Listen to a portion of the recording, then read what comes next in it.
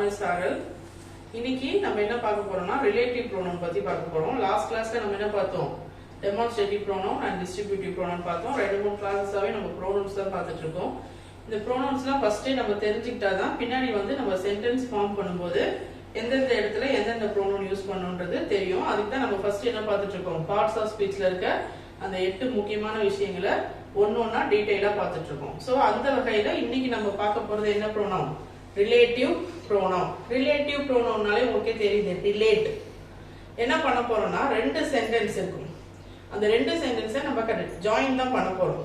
ஓகேவா? ரெண்டு சென்டென்ஸை நம்ம ஜாயின் பண்ண போறோம். ஆனா ஃபர்ஸ்ட் சென்டென்ஸ்ல இருக்க சப்ஜெக்ட செகண்ட் சென்டென்ஸ்ல இருக்க பொருளோட என்ன பண்ண போறோம்? ரிலேட் பண்ண போறோம். அதுக்கு சில வேர்ட்ஸ்லாம் நம்ம யூஸ் பண்ண போறோம். அதுதான் என்ன ப்ரோனவுன்? Relative pronoun. சிம்பிளா சொல்லணும்னா used to join two classes. Class, phrase இதெல்லாம் பின்னாடி கிளாसेसல நம்ம டீடைலா பார்ப்போம். இப்போ இந்த ரிலேட்டிவ் ப்ரோனவுனுடைய டெஃபினிஷன் தான் நான் சொல்றேன். used to join two classes. நீங்க சிம்பிளா யோசிச்சீங்கன்னா ரெண்டு சென்டென்ஸை நம்ம ரிலேட் பண்ண போறோம். சப்ஜெக்ட்டோட ரெண்டு சென்டென்ஸை நம்ம என்ன பண்ண போறோம்? ரிலேட் பண்ண போறோம். அந்த ரிலேட் பண்றதுக்கான வேர்ட்ஸ் எந்தெந்த மாதிரி பர்சனுக்கு எந்தெந்த வேர்ட்ஸ் யூஸ் பண்ணோம், பொசிஷனுக்கு எந்தெந்த வேர்ட்ஸ் யூஸ் பண்ணோம் அப்படின்றது தான் நம்ம இப்போ இங்க பார்க்க போறோம். ஓகே, வாங்க பார்க்கலாம்.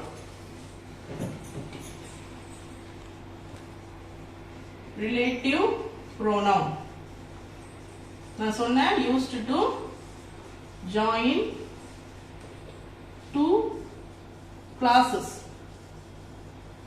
ஓகே, கிளாसेस பத்தி நான் நெக்ஸ்ட் கிளாஸ்லயோ இல்ல அதுக்கு அடுத்து வர போற ஃபாலோயிங் கிளாसेसல நம்ம டீடைலா படிக்க வேண்டியிருக்கு.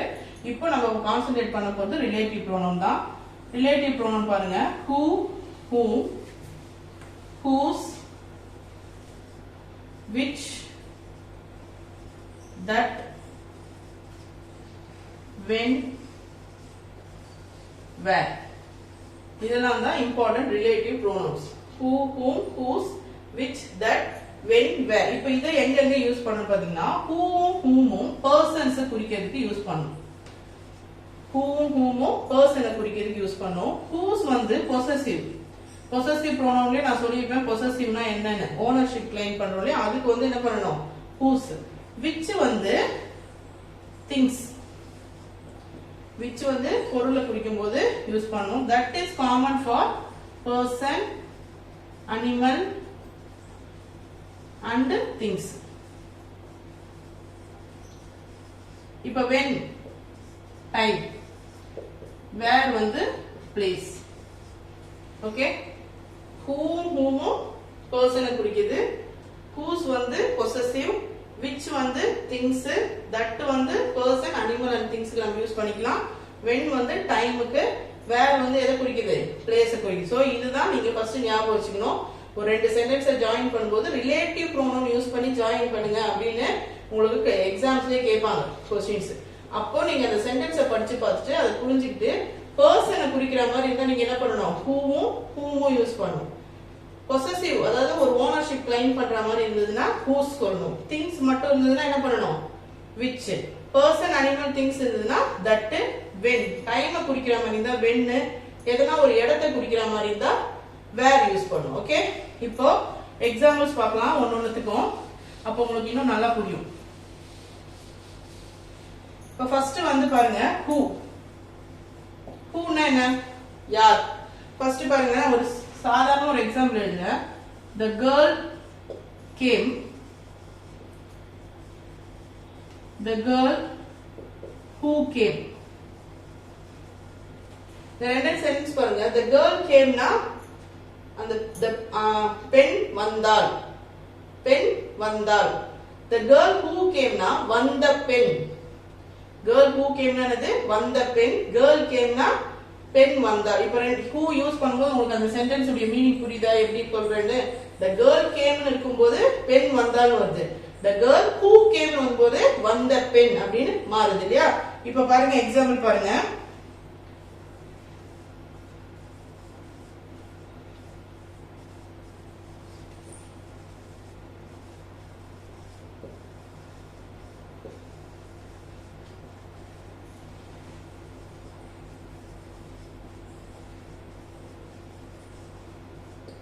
இப்போ இந்த சென்டென்ஸ் எடுத்துக்கோங்க.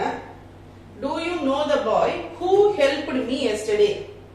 இப்போ இதுல வந்து பாத்தீங்கன்னா ரெண்டு சென்டென்ஸ் இருக்கு. ஓகேவா? ரெண்டு சென்டென்ஸ் தான் நான் வந்து உங்களுக்கு புரியறதுக்காக ரிலேட்டிவ் ப்ரோனவுன் என்ன ரிலேட்டிவ் ப்ரோனவுன் who யூஸ் பண்ணி நான் ரிலேட் பண்ணிருக்கேன் பாருங்க. இப்போ பாருங்க நான் இதே ரெண்டு சென்டென்ஸா எழுதுறேன். Do you know the boy?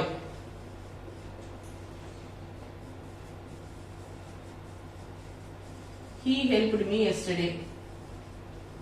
இதுதான் இந்த ரெண்டு sentence. Do you know the boy? He helped me yesterday. இதுதான் ரெண்டு சென்டென்ஸ். இதெல்லாம் இப்ப நீங்க பார்க்கலாம். He வந்து என்னது? pronoun. boyக்கு பதில் நம்ம இங்க என்ன யூஸ் பண்ணிருக்கோம்? he யூஸ் பண்ணிருக்கோம். இப்போ இந்த ரெண்டு சென்டென்ஸ் பாருங்க. Do you know the boy? உனக்கு அந்த பையனை தெரியுமா? क्वेश्चन கேட்டிருக்கோம். என்ன சொல்லிருக்கு அடுத்தது?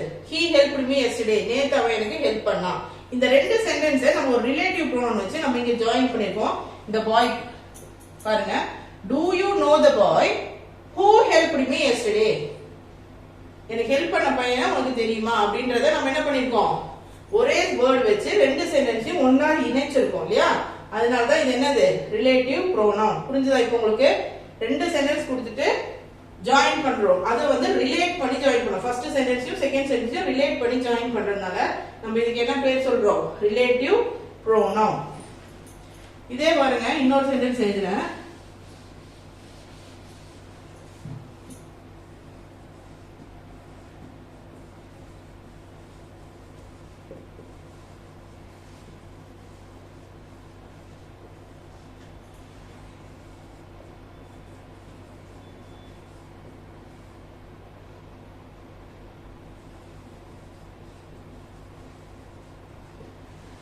This is the girl who danced at the party last week. இங்கே பாருங்க நம்ம இந்த ஃபர்ஸ்ட் ஒரு sentence this is the girl she danced at the party last week தான் நம்ம என்ன பண்ணிருக்கோம்?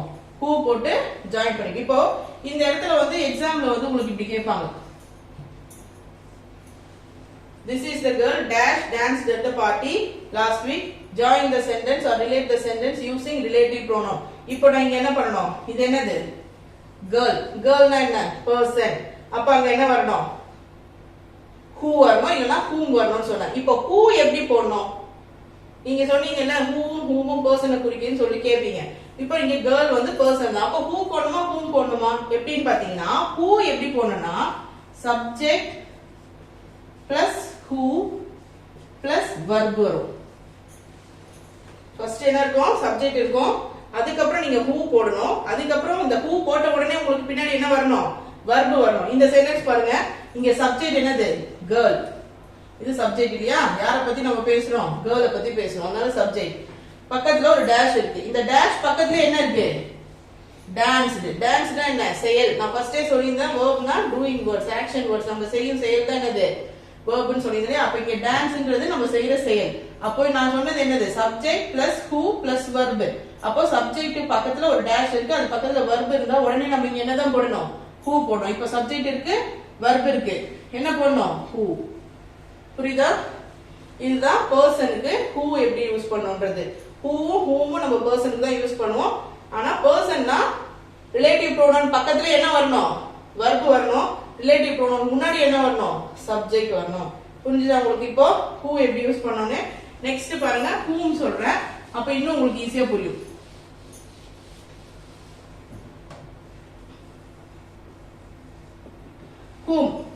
whom வந்து எப்படின்னா whomனா என்ன? இதுவும் நம்ம வந்து எதை தான் குறிக்க போறோம்? பர்சன்ஸ் தான் குறிக்க போறோம். ஆனா அது எப்படி வரும்னா subject plus whom plus pronoun. whoக்கு நம்ம என்ன பார்த்தோம்? subject plus who plus verb பார்த்தோம். subject plus verb, who plus verb வந்து whoக்கு. ஆனா whomக்கு நம்ம என்ன வந்திருக்கு? இங்க verbக்கு பதிலு pronoun வந்திருக்கு. pronounனா என்னது? instead of a noun. instead of a nounனா என்ன? நவுனுக்கு பதிலாக. நவுனுக்கு பதிலாக நம்ம யூஸ் பண்ணோம்னு சொல்லியிருந்தோம் இல்லையா? pronoun பத்தி டீடைலா படிக்கும்போது அந்த pronoun வரும். whom இருந்தா. who இருந்தா என்ன வரும்? verb இருக்கும். இப்ப பாருங்க. the boy dash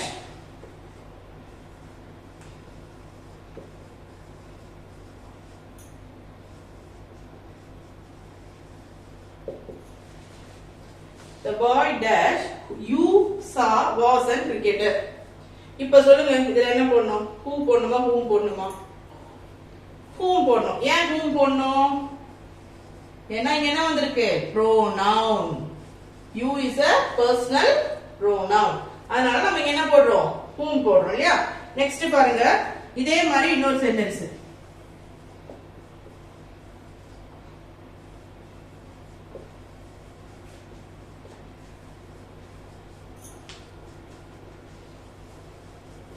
இப்ப சொல்லுங்க இங்க என்ன போடணும்? the girl dash you saw met with an accident. என்ன போடணும்? whom தான் போடணும். ஏன் இங்க என்ன வந்திருக்கு? you pronoun வந்திருக்கு. so who எங்க போடணும்? who வந்து subject plus who plus verb. whom வந்து என்ன பண்ணணும்? subject plus whom plus pronoun. புரிஞ்சுதா? இப்போ ரிலேட்டிவ் ப்ரோனவுன்ல நம்ம என்னன்னு பார்த்தோம்? used to join two classes relate பண்றதுன்னு பார்த்தோம். ரெண்டு ரிலேட்டிவ் ப்ரோனவுன் பார்த்திருக்கோம் இன்னைக்கு. whom whom பத்தி பார்த்திருக்கோம்.